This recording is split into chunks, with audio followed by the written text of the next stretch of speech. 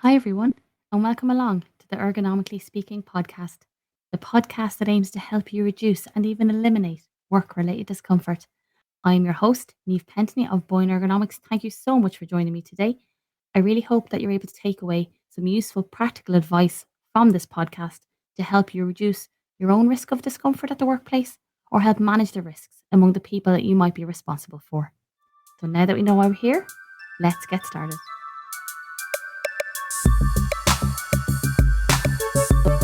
Hello, and welcome to episode 18 of the Ergonomically Speaking podcast, where today I am going to be talking to you about what we can do to reduce the risk of discomfort and illness when we're working in the heat. So, I did have a different episode scheduled for this week, but with the way the weather has been and the forecast for the coming while, I thought it was really important to get this information out there to give you the tools that you need to keep yourself comfortable and safe, and also the people that you might be responsible for in the workplace. And what I'm going to cover in this episode is I'm going to talk about something called thermal comfort, which is usually how we discuss heat in the workplace and how it affects employees. I'm going to talk about the risks and the illnesses that we're trying to avoid in the workplace when we're working in the heat. And then things that you can do both as an employee and as an employer to help your workers stay safe and comfortable both inside and outside. So there's a few different things we're going to go through. So the first thing I want to talk to you about is heat and temperature in the workplace. So we all know that people experience heat differently. So anyone who knows me knows that I much prefer the cold. I am pretty much intolerable to the heat. 2021 is like degrees Celsius, sorry, is like my max comfortable temperature. And once we go over that, I start to get uncomfortable. And I am more likely to be the person you're going to see darting from shadow to shadow and shade to shade on a sunny day than the person who's going to be out sunbathing in the garden. And that's just me. Some people absolutely love when we get to this weather and they're more than happy to bask in it. So the individual experience of heat varies from first person to person. And this is in the workplace too. So I know myself when I do on site assessments, I always ask about the environment.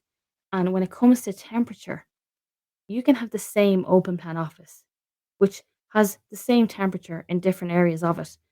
But you will have some users complaining that it is too cold, whereas others are complaining that it's too hot. And then there's some people who find it just right. So it is hard to get kind of the sweet spot for temperature for everybody. But in the workplace, when we do talk about kind of workplace heat and management of the heat, we talk about thermal comfort. Now, thermal comfort refers to how comfortable and acceptable the temperature is in the workplace. And this is determined by both the environmental factors, so your temperature and your humidity, but also the individual factors, so clothing worn and the physical exertion needed to complete certain tasks. And as a rule, generally, for a workplace to have what's known as an acceptable temperature or an acceptable heat level, 80% of the people based in that space should find the temperature comfortable. But they should have a nice level of thermal comfort. If less than 80% report their workplace as being thermally comfortable and acceptable, then action should be taken to make changes. So when we talk about workplace temperatures and workplace heat, that's what we're talking about. We're really talking about thermal comfort because everyone's experience of the objective temperature is different. So, what is it that we are trying to avoid? So, what do we want our workers to avoid when they're working in the heat? And this applies to inside and outside. So, according to the HSENI, employees that are exposed to extreme heat can suffer symptoms that include general discomfort, dehydration, fatigue, exhaustion. And this in itself can reduce productivity levels and increase absenteeism and increase the likelihood of an accident, a workplace accident or near miss occurring. So that's just like, and that's the one I would find the most among, say, DSE users. It's not that they feel ill, it's just that they find the heat in the environment just uncomfortable. sometimes it's sticky and it makes them feel tired and it makes them lose focus and concentration. So that is one effect that a high workplace temperature or heat, excessive heat in the workplace can cause.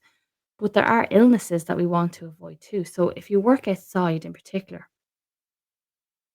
we're trying to reduce the risk of exposure to the UV rays.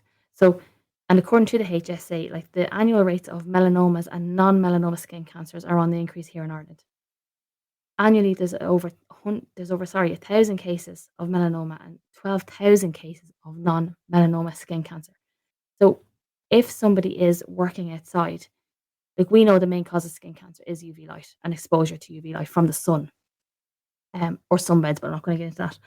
Sun exposure is the best natural source of our vitamin D, and we do need it. Like it's important for general health and well-being, but we do need to be safe when we're outdoors. That we are getting the benefit, if you like, of the sunshine, but reducing the exposures to the UV rays.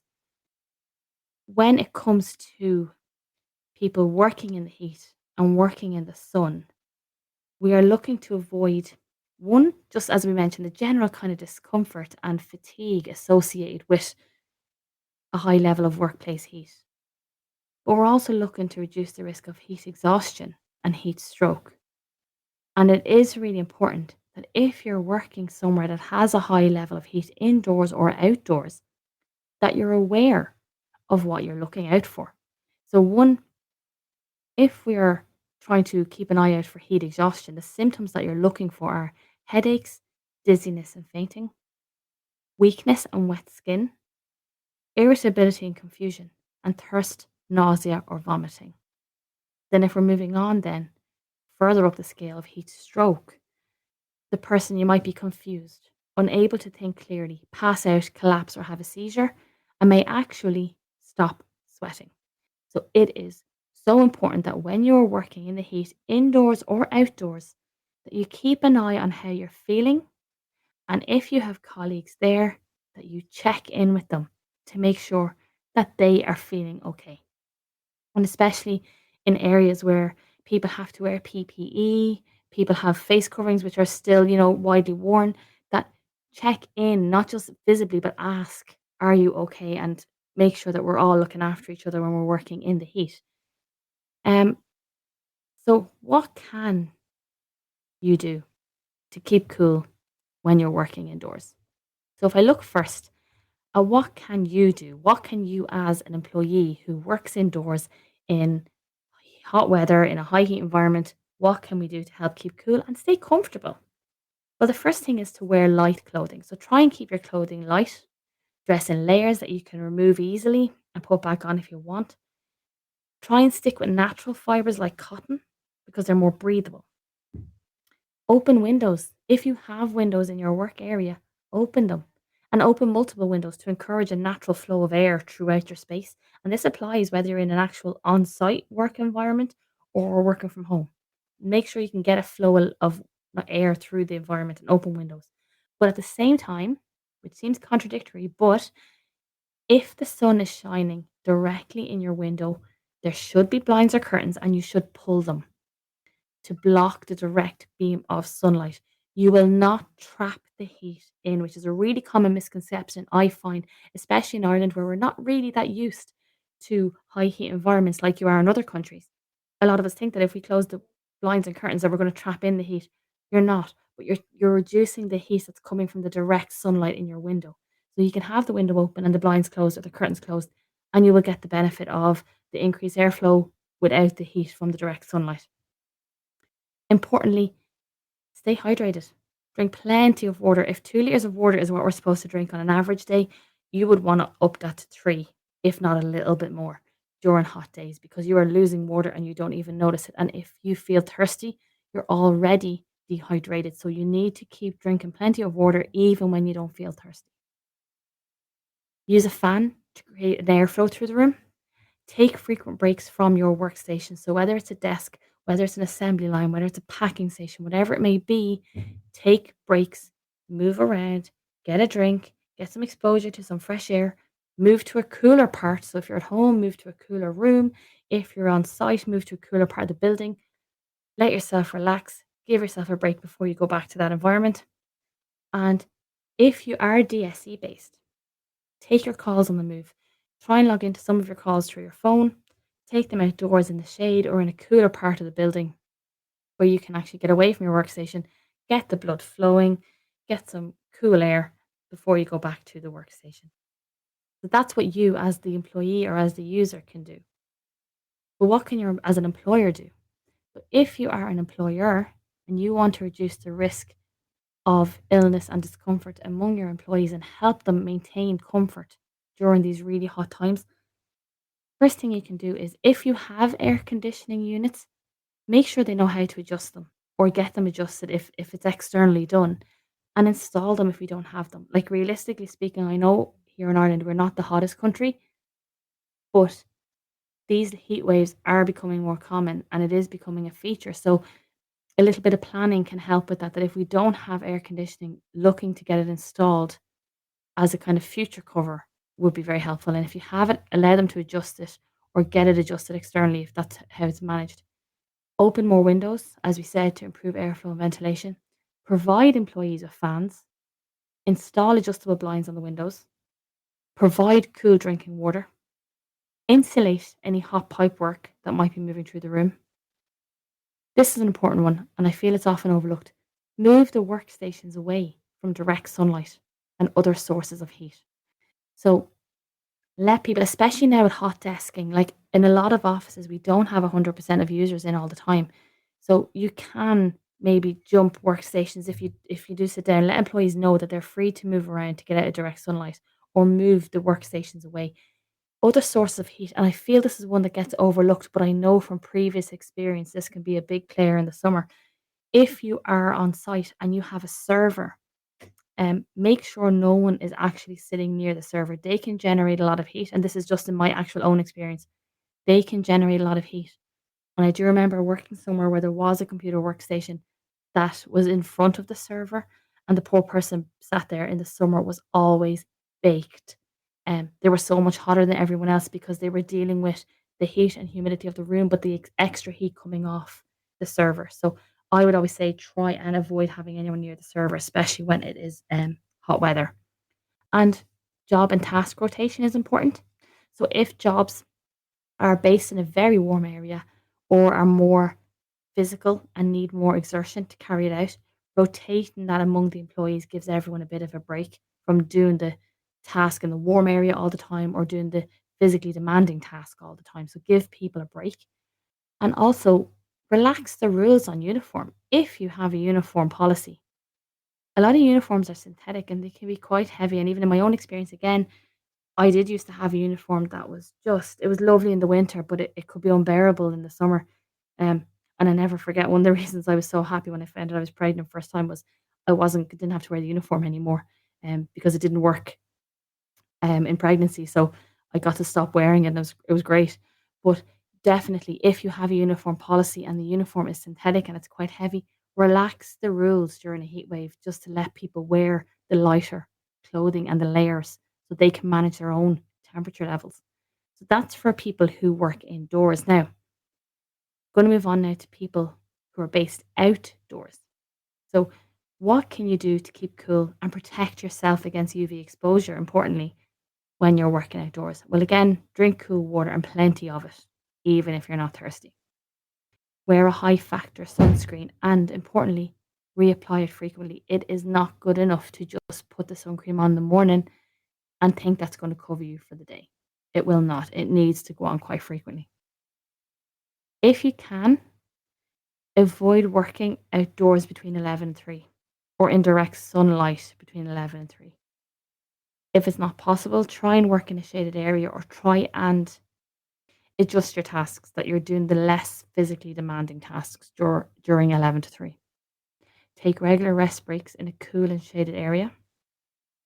Wear a hat with a brim to protect your face and neck. Wear shades if you have them and dress for the heat. I know a lot of places you do have PPE that you have to wear, but with the clothing that you get to decide, aim for light cotton based clothing. And funnily enough, if you're working outdoors, long sleeves, I know it's tempting to take the top off or work in a tank top, but by doing that, you're increasing your skin's exposure it is very likely to, when you take off the top, that there will be parts of you that are not protected with sun cream. So you are increasing the risk. Sorry. So aim for light cotton based clothing and try and keep it on and make sure it actually covers you. And as an employer, if you look after people who work outside, you need to make sure that your workers are keeping hydrated and that they are protecting their skin from UV exposure. And there's a few things you can do. So again, try and plan the outdoor work where you can, that your employees are not outside during 11 to 3 or not in direct sunlight between 11 a.m. and 3 p.m., or that you allow them to do less intense tasks, less demanding tasks during those hours where we can. Limit the duration of exposure when the UV index goes over 3. So very important, you should be keeping an eye on the UV index so you can plan the workday where possible. Provide shade. So if there is no shaded area or cool area where employees can go to get out of the sun, you should provide artificial shade. So like, a marquee, a gazebo, an awning, any kind of shaded area should be provided for staff when they're working outdoors. If an internal area is not available, obviously being able to go inside out of the heat altogether for some people is preferable. Give information to employees about how to keep themselves safe in the sun. Ensure they have easy access to safe drinking water, and not only that, allow them the time to go and get the water quite frequently. The hotter it gets, the more frequently they should be going to have water breaks. Educate employees to self-check for signs of skin cancer. Keep an eye on the UV index, because if it's 3 or over, we need to really, really be vigilant about their sun exposure. Ensure they can take their breaks out of direct sunlight. Encourage them to cover up, keep their clothing on, collars up, sleeves down, and light cotton clothing or clothing with a high ultraviolet protection factor, and wear wide brim hats and sunglasses. Try and encourage them, as I said, to keep the clothes on. And one thing that I think a lot of employers don't think of is to actually provide sun cream, minimum SPF of 30 plus, with a high UVA protection level and is water resistant, and encourage it to be used and encourage it to be reapplied frequently. And also, if you're noticing that your staff are coming to work without hats and without glasses, well then you know what? Provide them. Like, you're their employer. You're responsible for their health and safety. So provide the wide brim hats, provide the sunglasses, and encourage their use, because in the long run, you want them to be comfortable and you want to protect their health. So that is the general advice. The sources for all this information are the HSCNI, the HSA.ie, OSHA, EU OSHA. Like, if you are responsible for employees in the workplace, there's a wealth of information out there for you for what you can do. This was just a quick run through with information that I hope you can put into practice over the next few days, because it is going to get really, really hot. I hope everyone stays safe and well and actually gets to enjoy some of the heat, um, and doesn't get too ill, and avoids heat exhaustion and heat stroke. So everyone stay well. The next episode is going to be the planned episode, which is all about picking the right school bag for your child. Very exciting given the time of year we're in. I know it's a great, very exciting time, especially for the junior infants when they get to pick their first school bag. So I'm going to have a podcast episode full of information and tips on that.